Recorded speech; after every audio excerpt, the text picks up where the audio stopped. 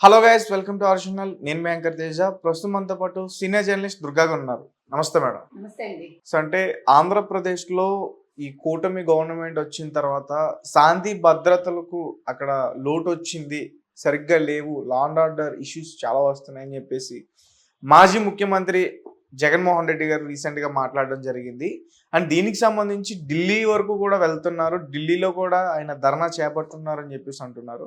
So దాని గురించి నిన్న మీరు చూసారండి, శాసనసభ సమావేశాల ప్రారంభానికి ముందు ఆయన మందీ మార్బలంతో నల్ల కండువాలు వేసుకుని వెళ్ళారు. వెళ్ళి ప్లకార్డ్స్ పట్టుకుని ప్రజాస్వామ్యం రక్షించబడాలి అంటూ, సేవ్ డెమోక్రసీ అంటూ చాలా గొడవ చేశారు. నిన్న అందరూ నవ్వుకున్నారు. అంటే జగన్మోహన్ రెడ్డి ప్రజాస్వామ్యం గురించి మాట్లాడటం ఏంటని.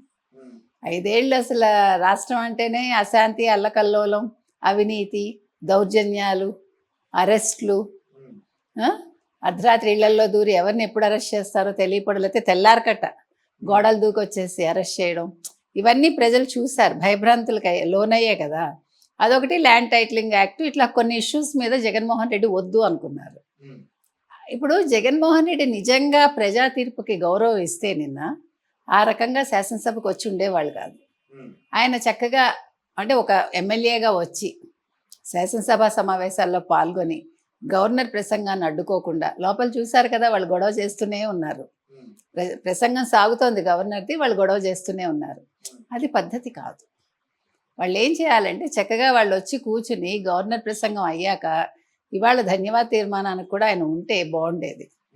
ఎందుకు చెప్తున్నామంటేనండి, ప్రజాస్వామ్యం గురించి ఏదైతే ఆయన మాట్లాడుతున్నారో, ప్రజాస్వామ్యంలో ఉన్నప్పుడు కొన్ని నిర్ణయాలకి లేకపోతే కొన్ని మన రూల్స్కి ఆయన కట్టుబడి ఉండాలి.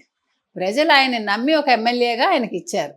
ఇచ్చినప్పుడు ప్రజా తీర్పును కూడా ఆయన గౌరవించుంటే చాలా బాగుండేది. అవేవి చేయకుండా ఆయన ఏదో పెద్ద మీడియాకి ఎక్కాలి, లేకపోతే తను ఏదో పెద్ద ఇది అనుకుని అక్కడ ఇంతకీ ఏం జరిగిందండి? ఇప్పుడు ఆయన చెప్పేది ఏంటంటే రషీద్ హత్య గురించి మాట్లాడుతున్నారు. నెంబర్ 1. నెంబర్ 2, 31 కాదు 36 మంది మీద 36 మందిని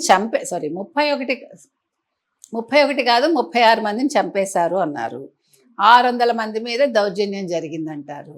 ఇంకా ఎంతమందో ఇళ్ళు వదిలి పెట్టేసి పారిపోయారు 600 మంది. తర్వాత ఇంకా కొంతమందికి వాళ్ళ మీద అంటే భయభ్రాంతులకు గురి చేశారు వాళ్ళని. ఇలా అంతా చెప్పుకొచ్చాడు. ఒక్కదానికి ఎవిడెన్స్ లేదు.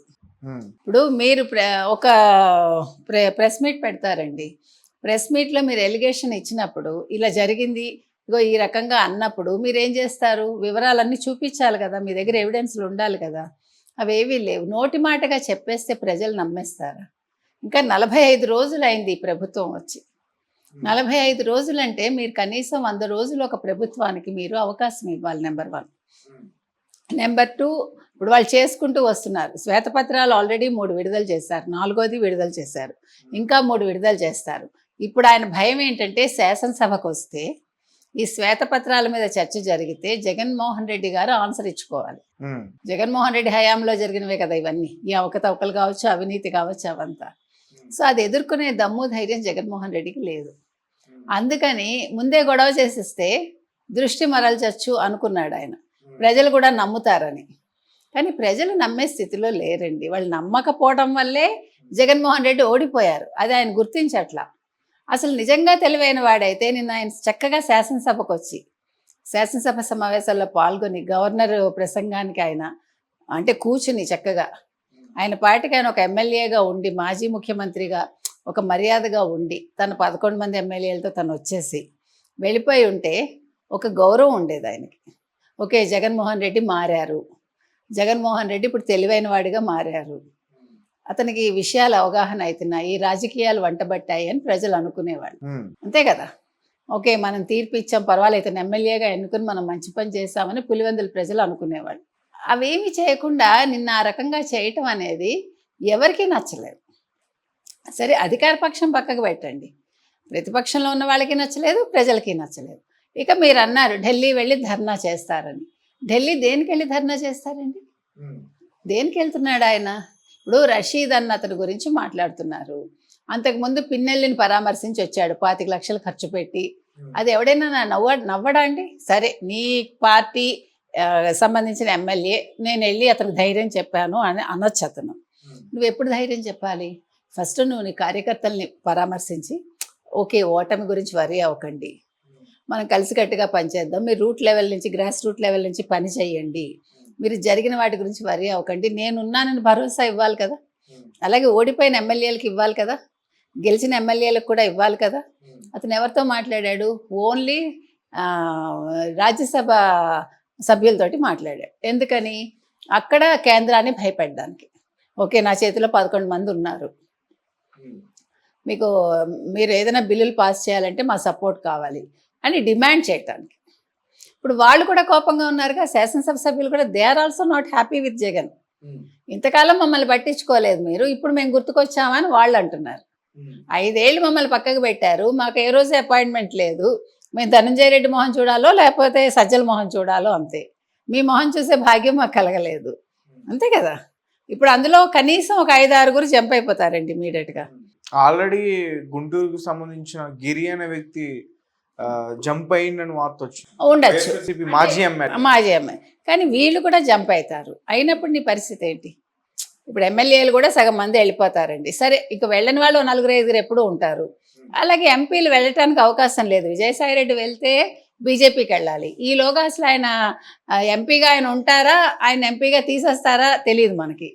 ఎందుకంటే శాంతి విషయం తేలే వరకు, ఇప్పుడు శాంతి అనే ప్రభుత్వ ఉద్యోగితో పెట్టుకున్నాడని ఆరోపణ ఆయన ప్రూవ్ చేసుకోవాలి. మరోపక్క శాంతికి కూడా నోటీసులు వెళ్ళాయి.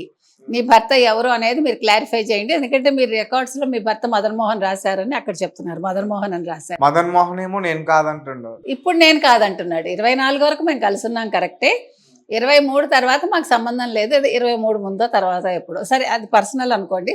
ఇక్కడ కావాల్సింది అది కాదు.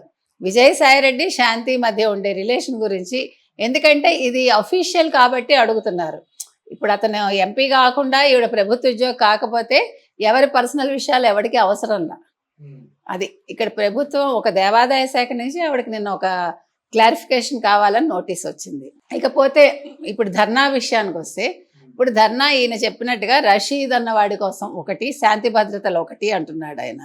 ఇప్పుడు రషీద్ అన్నవాడు ఎలా చచ్చిపోయాడండి? రషీదు జిలానీ ఇద్దరు కూడా ఒకప్పుడు ఫ్రెండ్స్, వైసీపీలో ఉన్నారు. ఇద్దరు వైసీపీలో ఉన్న వాళ్ళు ఇద్దరు గంజాయికి అలవాటు పడ్డారు.